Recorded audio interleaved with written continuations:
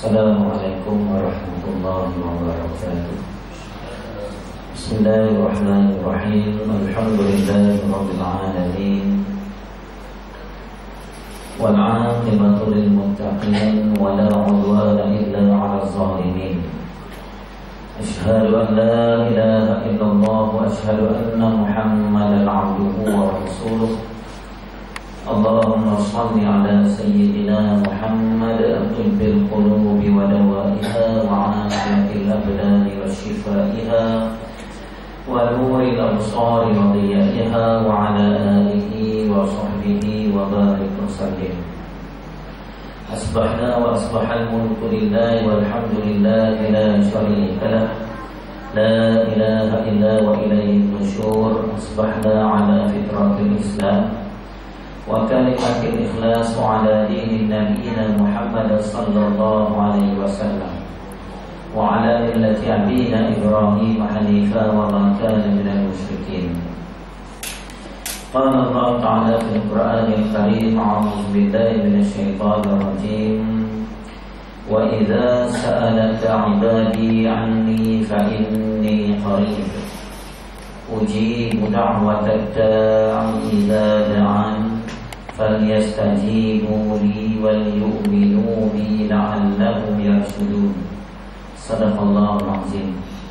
Makasih kepada Fadil Ustaz Syaiqi, seterusnya Tuan Imam Musi Surau, ahli-ahli datang kuasa surau, tuan-tuan, puan-puan, muslimin, muslimat rahimakumullah.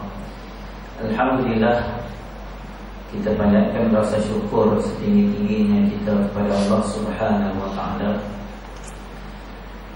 Kerana dengan izin, dengan kebenaran, dengan rahmat dan hidayah daripada Allah Subhanahu wa taala, kita masih diberi peluang untuk hidup di atas dunia ini.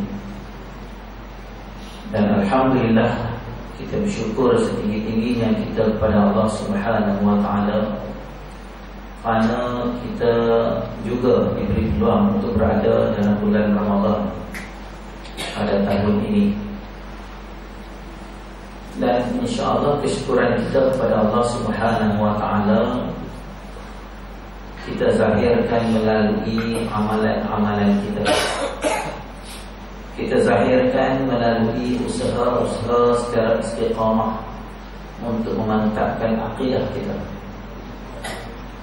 Kesyukuran kita kepada Allah Subhanahu wa taala kita zahirkan melalui salat subuh berjamaah. Kesyukuran kita kepada Allah Subhanahu wa taala kepada nikmat kurniaan Allah yang begitu banyak, yang tak terhitung oleh kita semua, kita zahirkan melalui akhlak mulia. Kita zahirkan melalui solat tahajud. Kita zahirkan melalui solat witir. Kita zahirkan melalui tadarus, tadabbur Al-Quran. Jadi tuan-tuan, kita adalah hamba Allah yang ada kelebihan, kemampuan yang tersendiri, dan pada masa yang sama dengan sifat kemanusiaan, sifat manusianya kita, sifat insannya kita juga ada kelemahan, kita ada kekurangan, kita banyak kesilapan. Jadi insya-Allah dengan serba kelebihan dan kekurangan ini, kita zahirkan sifat ubudiyah kita kepada Allah Subhanahu wa taala. Kita serius, kita bukan main-main dengan segala hukum hakam, arahan daripada Allah, dan juga dalam melaksanakan tugas dan tanggungjawab kita sebagai hamba kepada Allah Subhanahu wa taala. Amalan kita, usaha yang berterusan untuk memantapkan akidah kita ini, kita laksanakan secara ataupun dengan serius, dengan bersungguh-sungguh, dengan bersungguh-sungguh. Bukannya bermusim-musim amalan kita, bukannya pada waktu-waktu yang tertentu sahaja kita rasa Allah dekat dengan kita. Dr. Yusuf Al-Qaradawi, ulama besar. Dr. Yusuf Al-Qaradawi, ulama besar, berasal daripada Mesir, hari ini menetap di luar Mesir. Dasarkan khutbah Jumaat yang pernah disampaikan oleh Dr. Yusuf Al-Qaradawi dalam bulan Ramadan, beliau mengingatkan kita semua dengan perkataan kunu rabbaniyin wala takunu ramadaniyin. Kunu rabbaniyin wala takunu ramadaniyin. Hendaklah kamu semua, wahai umat Islam, mempunyai sifat rabbani, menjadi hamba Allah yang mempunyai sifat rabbani, yang mempunyai kata keterikatan dengan Allah setiap masa. Bukannya kamu, wahai umat Islam, menjadi hamba-hamba bulan Ramadan saja. Faham? Jadi penegasan ucapan Dr. Yusuf Al-Qaradawi ini mengingatkan kita semua supaya kita istiqamah dengan amalan kita, istiqamah dengan usaha-usaha yang berterusan untuk memantapkan akidah kita. Perkara ini perkara yang serius. Kita lemah perut, pasal kita lemah perut, kita tak mau dengar kes-kes orang kata yang mencabar kesucian Islam, yang mencabar akidah umat Islam, seperti mana yang banyak berlaku di Pulau Pinang. Baru ni kes Nora Tiyuh, misalnya kes Nora Tiyuh, perempuan masuk Islam 18 tahun, anak 4 orang. Anak 4 orang, baru ni meninggal dunia bunuh diri. Tapi kehidupan dia sedikit pun tidak mencerminkan sebagai seorang muslimah mukminah. Keluarga dia tak tahu kata dia ni masuk Islam. Kehidupan dia orang kata terlumiang dengan maksiat dan mungkar kepada Allah Subhanahu wa taala. Dia meninggal dunia, bunuh diri, mayat dia diletakkan dalam rumah mak dia, rumah keluarga dia. Bila dapat berita daripada pihak polis di Raja Malaysia, pihak JAIB dapat berita daripada JAIB ni, Jabatan Agama, dapat berita mengatakan dia ni pernah masuk Islam. Lalu pihak Jabatan Agama ni tengok, orang kata dalam rekod Jabatan Agama ada sedikit bukti yang menunjukkan dia ni pernah masuk Islam. Lalu kawan kita, sahabat kita, pegawai Jabatan Agama ni pergi ambil mayat dia. Yang ni yang kata saya selalu sebut mengkelan. Orang kata fitnah banyak main kepada Jabatan Agama Islam Pulau Pinang sejak daripada dulu. Saya bukan nak bela sangat Jabatan Agama ni, dan saya pun baru lagi dalam Majlis Agama ni. Jabatan Agama melaksanakan keputusan Majlis Agama sejak daripada dulu. Masa sebelum saya duduk sendiri dalam Majlis Agama, kita sendiri pun tengok Jabatan Agama ni buat apa ni, buat kerja apa kepada mereka-mereka yang baru memeluk Islam. Apa program pentarbiahan secara berterusan untuk mendidik mereka-mereka yang baru masuk Islam dengan didikan agama yang sebenar. Bila kita duduk dalam Majlis Agama, kita berjumpa dengan pegawai-pegawai Jabatan Agama, baru kita tahu, walaupun kita akui banyak kekurangan, banyak kelemahan dalam urus takbir agama Islam di Pulau Pinang, kita akui. Kita manusia la yakhlu minal khata'. Kita minta sunyi daripada melakukan kesalahan, kesilapan. Kita ada lemah dia. Begitu juga jabatan-jabatan, bukan setakat Jabatan Agama, jabatan-jabatan lain pun kita akui ada banyak kekurangan, ada banyak kelemahan. Di samping orang kata banyak juga orang kata kelebihan. Jadi di antara fitnah yang sampai kepada JAIB ni oleh masyarakat awam umat Islam ni, antaranya hampa ni tak ada wajah lain. Hampa ni tak ada wajah lain. Orang masuk Islam tak mau jaga, tapi bila seseorang Islam tu meninggal dunia, berebut mayat. Betul tak? Berebut mayat. Bila masuk Islam tak mau jaga, bila dia mati rebut mayat dia. Masa hidup tak mau jaga, orang kata tubuh badan dia. Masa mati rebut badan mayat tu. Ini tokohan kita nak sampai.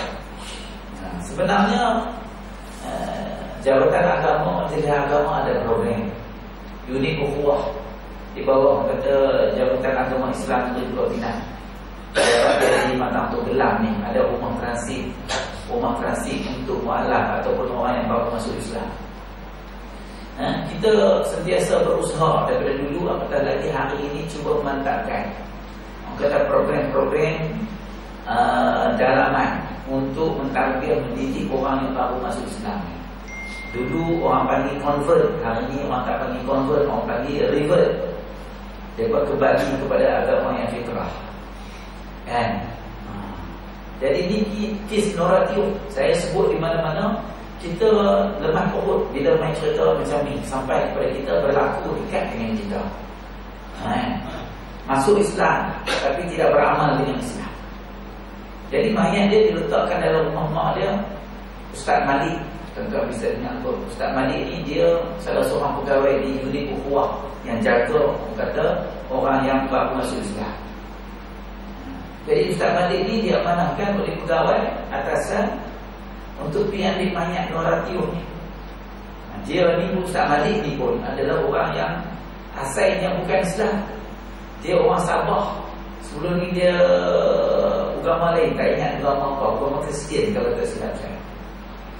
Tuan-tuan boleh panggil dia. Nama dia tak nama dia.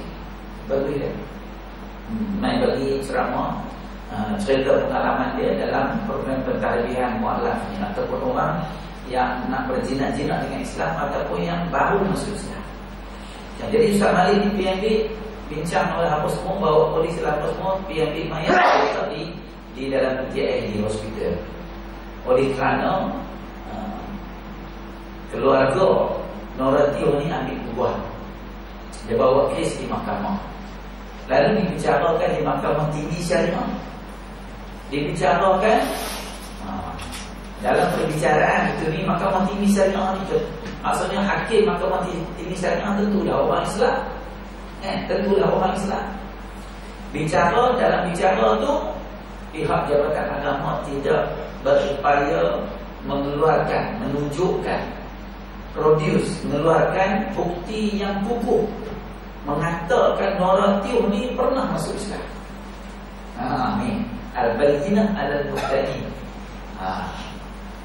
Al-bayyinah di pihak kita ni untuk membuktikan noratio ni seorang Islam, kita kena ada bukti. Tengok rekod, dokumentasi. Orang kata sistem maklumat orang yang baru masuk Islam ni.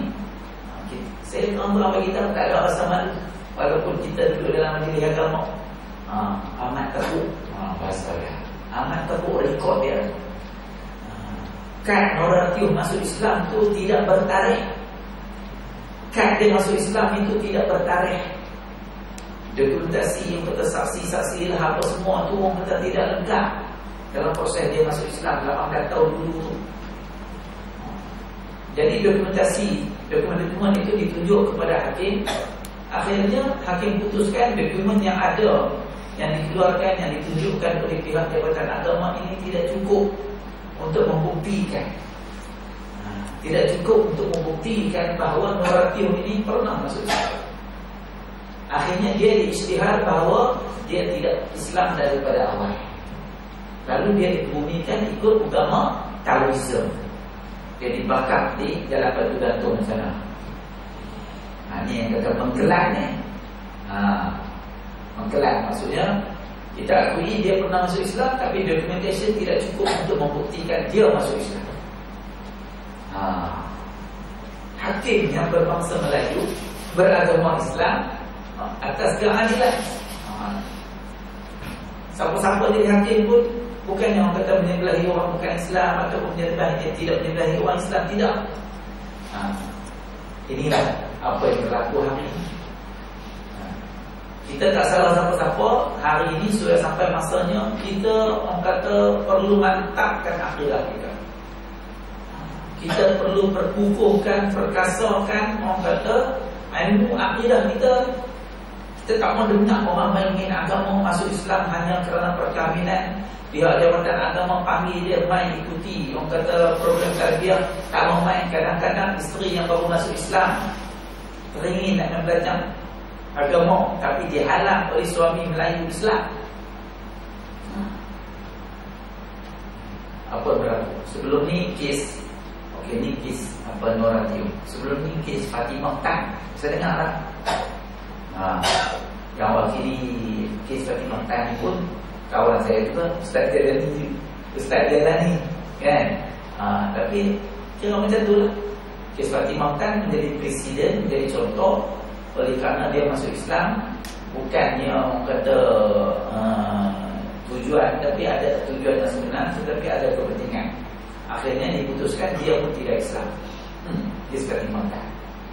Lalu kes sedang berbicara di Mahkamah Tinggi Syariah dan juga Mahkamah Rendah Syariah di Filipina ni. Ada satu kes lagi, seorang perempuan yang bernama Halimah. Misalnya, dan seorang tuan boleh baca kes seorang perempuan Indonesia yang bernama Halimah ditangkap oleh Penguasa Jabatan Agama Islam Pulau Pinang, didakwa di Mahkamah Rendah Syariah Pulau Pinang di atas tuduhan bersekedudukan. Dia nama Halimah, orang Indonesia, pembantu rumah. Nama Halimah kan, pihak jabatan agama kata Halimah, nama Halimah. Jadi pihak jabatan agama buat siasatan, kawal dari mahkamah. Dalam Mahkamah Rendah Syariah tu bicara, bila sampai kepada pihak Halimah untuk membela diri dia, Halimah beritahu kata saya ni bukan Islam. Ni Halimah beritahu dalam Mahkamah Rendah Syariah, saya bukan Islam. Dia tunjuk apa? Pasport Indonesia. Halimah beragama Katolik, Kristian Katolik. Tapi Mahkamah Rendah Syariah tak terima bagi bukti itu. Dengan mengatakan, dengan berhujah kata dia Islam daripada awal, tapi di pertengahannya wallahu-a'lam dia tak puas hati. Di Mahkamah Rendah Syariah dia kalah. Di Mahkamah Rendah Syariah dia kalah, pihak jabatan agama, pihak pendakwa menang. Dia tak puas hati, dia kalah di Mahkamah Rendah Syariah. Dia merayu ke Mahkamah Tinggi Syariah. Dia merayu ke Mahkamah Tinggi Syariah dengan alasan bahawa dia bukan Islam dan tidak layak untuk dibicarakan di dalam Mahkamah Tinggi Syariah, di dalam Mahkamah Syariah. Dia bagi alasan macam-macam, bukti lah apa semua. Akhirnya Mahkamah Tinggi Syariah terima rayuan dia, tetapi bukannya lepas dia bulat-bulat. Keputusan Mahkamah Tinggi Syariah terima rayuan dia, tetapi arahkan Mahkamah Rendah Syariah supaya bicara sekali lagi retrial. Orang putih kata retrial. Bicara sekali lagi dengan bukti-bukti yang baru. Cari lagi bukti. Kalau Halimah kata hang ni bukan Islam, apa bukti selain daripada pasport semata-mata? Faham kan? Saya bukan nak cerita pasal keputusan Mahkamah Tinggi, keputusan Mahkamah Rendah apa. Nak cerita kes akidah, kes orang kata umat Islam gadai maruah agama. Sebelum ni macam-macam kita dengar lah. 2-3 bulan lepas berlaku juga rebut mayat juga. Di mana? Di Nibung Tebal, ladang bayaran. Seorang lelaki Jawa buta, anak 10 orang. Dia buta, nama Ibrahim Noyah. Memang masa mula-mula dia nanti menjadi ahli agama ni, saya dah dapat maklumat pasal Ibrahim Noyah ni. Kita turun di Pejabat Agama daerah Seberang Selatan di Nibung Tebal di Jauh, dan supaya orang kata bawa keluar Ibrahim Noyah ni daripada duduk dalam kelompok orang kata ramai orang Hindu. Anak-anak dia semua, isteri dia anak dia terutamanya anak dia semua dalam IC nama Melayu, tetapi sejak daripada umur orang kata kecil lah, daripada kecil itu orang kata beramal dengan agama Hindu. Dia kahwin dengan Hindu yang masuk Islam, tapi duduk dalam kelompok ladang Peram sana, kelompok orang Hindu ramai. Kita cuba bawa keluar dia main, hantar dia di mata untuk kelas, dia tak mau main. Dia sendiri tak mau main. Dia buta. Bawa ni 2-3 bulan yang lepas dia tinggal dunia. Pihak Jabatan Agama turun, pengarah Jabatan Agama dia Ustaz Zaini Husin turun berjumpa dengan keluarga dia, bincang. Alhamdulillah, keluarga dia setuju mayat pak lepak ni, Ibrahim Noyah ni dikebumikan secara Islam. Itu yang kata tu kan. Tohmah main, fitnah main, masa hidup kamu bagi tarbiyah cara Islam, masa mati merebut nak ambil mayat, nak bumi cara Islam. Tapi Alhamdulillah sekurang-kurangnya Ibrahim Noyah ni dikebumikan cara Islam. Noratio dikebumikan cara bukan Islam. Semuanya pasal akidah. Jadi Alhamdulillah tuan-tuan, kita dipanjangkan umur, dipanjangkan usia kita masih diberi keizinan oleh Allah Subhanahu wa ta'ala melalui madrasah bulan Ramadan. Dengan harapan insya-Allah kita buat perubahan. Kita kena refresh balik bahasa anak muda.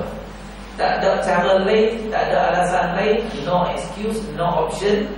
Orang kata tak boleh lah, orang kata pandang ke belakang, kita kena pacu ke depan, kita kena mantapkan akidah kita melalui madrasah tarbiyah Ramadan ni. Tak ada cara lain lah.